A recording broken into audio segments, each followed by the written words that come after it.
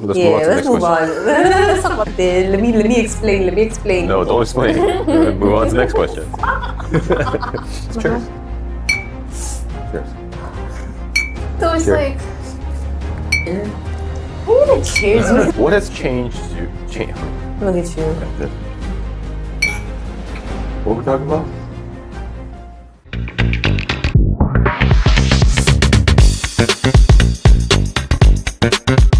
Welcome back to K-Talk Studio. Today we have Briyanna Etienne here at K-Talk Studio. Let's welcome her. Hi everyone, my name is Briyanna Etienne and I'm from New York City. Of course, I was born in Brooklyn. And yeah, I'm living here in Korea now as an MBA student and office worker. Nice to meet you. Welcome. Thanks for showing up with your black time. It's a bit late, but you showed up. Today we have tonic water and soju. This is called soju highball. It's kind of trending in Korea. Ah, I see. Yeah, it's pretty good, no? No, it's pretty All good. right, let's cheers.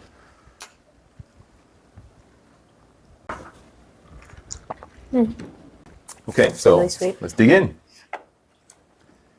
And then we can just keep talking. Okay, ask your questions. All right. Hold on. Yeah, let's talk about New York first. Yeah, where sure. you're from. How is New York? What's New York like for the viewers that have never been to America Okay. or New York? So I'll be honest, if you say New York to an American person, they're going to think about like New York State. So it's why we usually say like New York City, right? NYC. But I would say like, so guys, I was born in Brooklyn, okay? Born and raised in Brooklyn. The vibe that you get in Brooklyn and the city are like two completely separate things. Brooklyn has, especially these days, a little bit more of like a hipster vibe, I would say. Whereas the city is definitely like, you'll see a bunch of, there's a lot of aesthetics in the city, like street style. One sentence, please. One sentence. Busy. Very busy. I think a lot of Koreans know New York and they probably associate it with Harlem. I think that's the only area that was really famous back in the day Okay, true. because, you know, Harlem being Harlem. All right. And now it's going through gentrification, right? And it's true. the whole vibe has changed. Absolutely. I've never lived in Harlem, and quite frankly, since I grew up in, how are you gonna cheers me in the middle of the sentence? Growing up in New York, I genuinely never visited Harlem. I never visited places in like the Bronx, etc., because of the high crime rate. And that's just what it was when I was growing up in New York. But as he said, gentrification is becoming a really, I want to call it a problem. And while I have no problem with different races moving into areas and of course, you know, making the area a little bit safer, I guess you can say. The issue that I have is like a lot of people that grew up in those areas are starting to get displaced. Because you have people, they're doing new renovations, bringing in places like Whole Foods and Trader Joe's and whatnot. And I would say a lot of the native residents of Harlem, for example, they cannot afford the rent increases. They cannot afford the grocery stores in the area anymore. They just cannot afford anything. And New York City is famous for being dirty. That's true. I've been to New York very shortly. The vibe I got was, this is like a bigger version of Gangnam. I would agree. I mean, honestly speaking, that's the reason why I live in Gangnam. Oh yeah? Yeah, it just reminds me of New York, to be honest. But like going back to the whole dirty thing about New York City, I noticed like a possible misconception that a lot of people have, not like Korean people, but like people, like foreigners in general who haven't been to New York. They think like New York City is just like this magical place and it's amazing. And it's just like, no. Like, Yeah, the train is notoriously it's scary. famous It's dangerous. yeah, crimes, right? Of course. So like if I am late, like out late at night, I would take an Uber to get home or wherever. But going to the destination, I wouldn't mind taking the train because it's like, as long as you don't make eye contact with them, they're not going to bother you. Another thing I heard about the train, the metro system in New York is that it's really smelly. I mean, it depends on which train cart you go to. Not all of them smell like that, but some of them, yeah. Okay, so another thing about New York is that New Yorkers are rude. It's absolutely true. But not entirely. Like if it's a tourist and we see them like genuinely struggling, like we're not going to be mean. We're going to help them. But I feel like Everyone's for themselves. Yeah. Korea's becoming that way too. I know, and it's scary because I literally fainted on the train the other day and this old lady like kicked me. Comparing my personality back in New York to my personality here in Korea, like I feel like my friends back home would not recognize me at all. This is not New York style. No, I'm code switching. And I would say like our flirting style is really different as well. Our form or our version of flirting is like bullying you basically. Like we're mean. Like So for the viewers or for your future boyfriends, let them know how you flirt. no, I can't. Like now that I'm in Korea, I have to be soft girl Brie. But like literally back then, like I used to tease guys, like make fun of them, be like, "Oh, that's why your father don't love you." Like, So when you talk to your guy friends, okay, someone that you're interested in, so you talk that way. You that's your flirting back style. then, yeah. How did you end up in Korea? That's a really long story. You want to hear it? Are you Can you make it short? Okay, so how did you learn about Korea? Because you know, your generation, especially the Gen Z, they've grew up listening to K-pop, right? I don't little bit. know. I grew up listening to like Hip hop, no, yeah. I mean, you're not wrong. Like hip hop and hip-hop, R&B.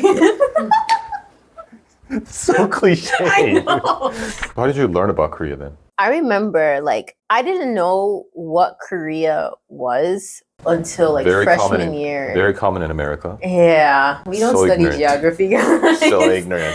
But, like I didn't find out about Korea like officially until freshman year of undergrad. And I remember I came across this one song. I think it was like Girls' Generation G. That was my first ever Korean song that I like. G. I know. Oh, it was so cute. Okay, so how did you end up here?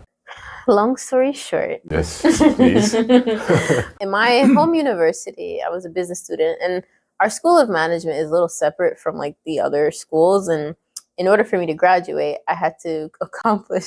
Stop looking at me like that. Are you reading my body language? I Make it short. Make it short. Okay. All right. So okay, basically, as a school of management student.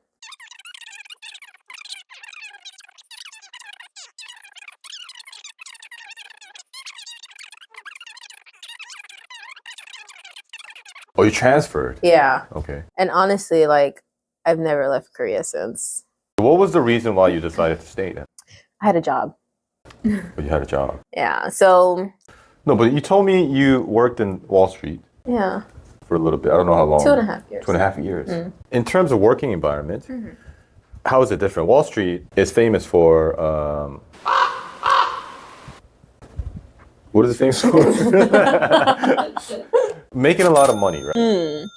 So compared to what you're making in Wall Street, and now you're working in a Korean company. If you compare those salary, Lord, so low.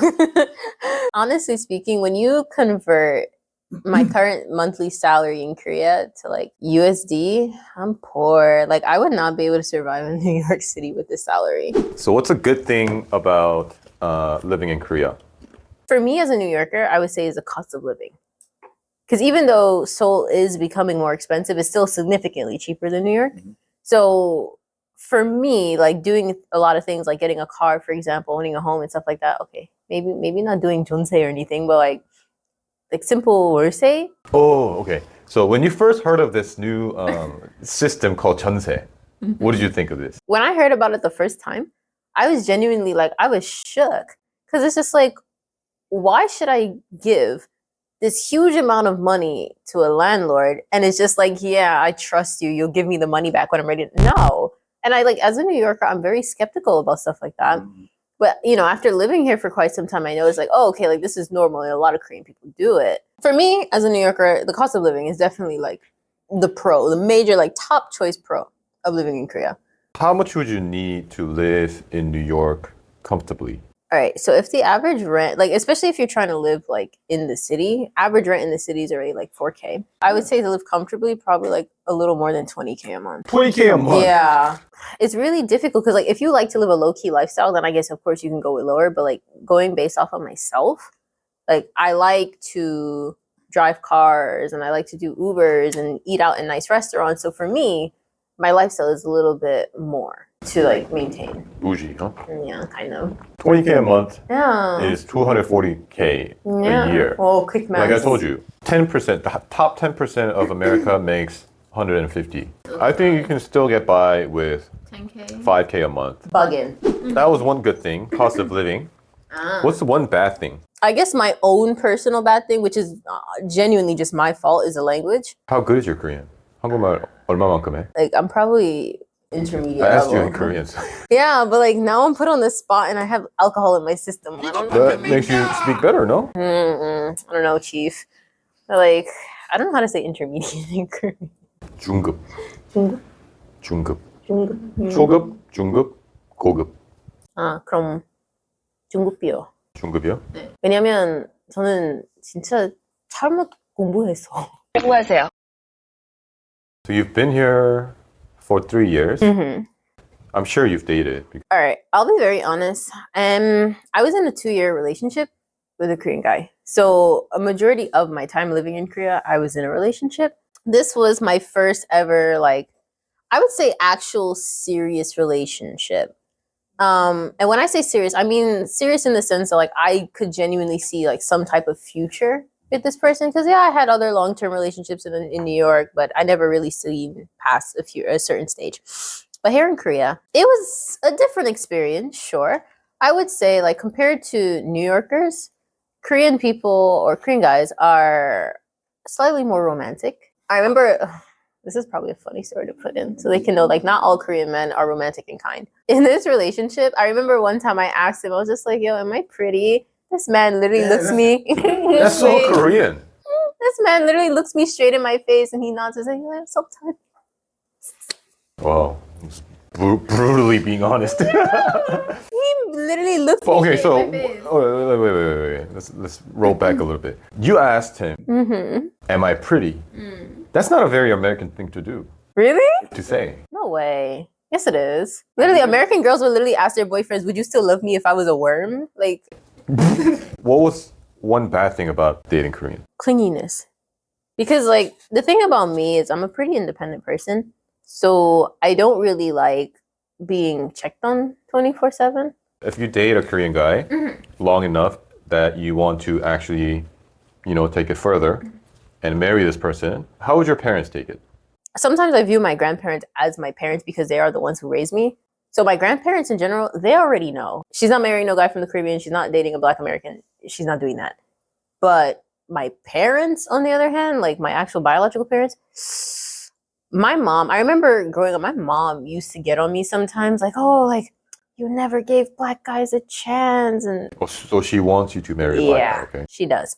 How do you think Korean parents would take you as their daughter-in-law? Once they get to actually know me, I think I can feel like their border is like falling down or their guard is falling down. And the reason why is because, well, one, I'm not a stereotypical Black person. Like I have 2 degrees under my belt, worked on Wall Street, I have money.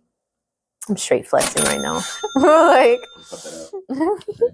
But like, because I have, and not just that, but like I'm also making an effort to learning and understanding Korean culture as well. So it's like in this scenario, it's like they look at me, they can have a little conversation with me. It's just like, okay, she's trying. I can try to accept her. But I feel like anything else, it might be really difficult.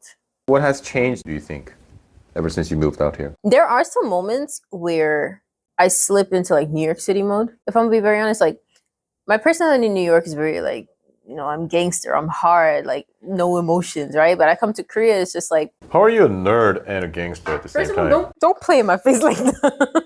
You said you're a gifted student. All right, in my defense, I didn't become a gangster until like I left home. Okay, I'm a new gangster. There's no new gangster. Gangster has to be born. Like my personality in New York is really like hard. I was very like abrasive, I would say. But I moved to Korea and I had a few guys call me out and be like, yo, like why are you so like Rowdy. Yeah. Okay, not rowdy. You always trying to fight me. Which is they were just literally like they called me out too because like New Yorkers. I meant to mention this earlier. New York girls, or just New Yorkers in general, we curse a lot. And Koreans do too. and that aspect of me has changed significantly. Like I noticed that these days I'm able to control it a little bit more. You're controlling it, not you haven't actually I changed. haven't changed really. I've just gotten better at controlling. You know how people say, well, in terms of aging, people say black don't crack, right? Yeah. But I think You're cracking, man. no, in other aspects, I think black people don't crack in terms of changing their characteristics. You want to know why? Why? Because real don't change. Because it's true. Like, if you ever heard like a New Yorker say like, "Oh, like I'm real," like I don't. It's the truth. Like that in that aspect, like our personalities, I don't know if that's a good or bad thing. So what do you think being real is? Honest with yourself, honest with other people. Like never. How can I say? Just okay. Overall, just being honest with yourself. There's a famous saying by Charles Cooley. He was a sociologist from back in the days, like 1920s, right? Early 1900s. He said, "I'm not what I think I am. I'm not what you think I am. I am what I think you think I am." You know what I'm saying? Okay, wait. It's basically you're not living your true self, right? You want to look good in front of other people. You want to be deemed as a nice person, kind person to other people, and some, of course, some people are not that way. But a lot of people are stuck in the, in that spectrum per se.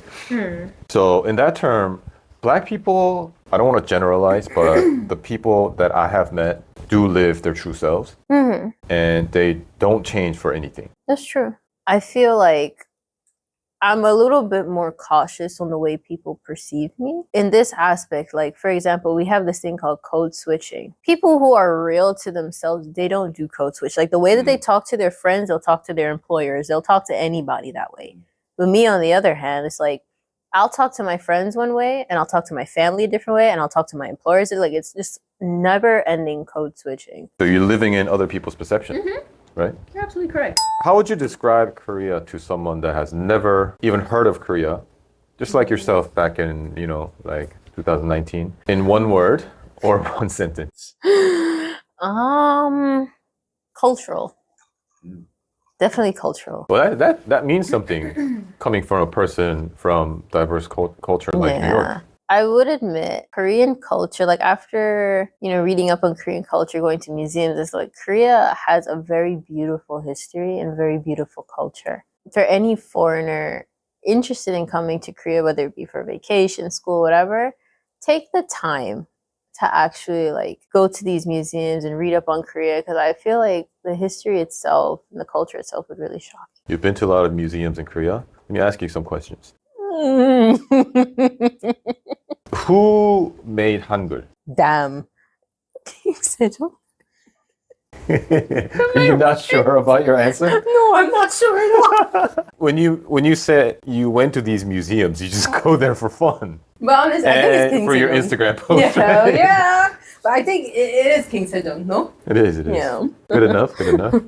Before we end, thanks for coming, and thanks for taking the time to actually have a conversation with me. I want to end every episode with a question from you to the audience. And whatever you ask, our viewers hopefully will answer for you. I'm really curious.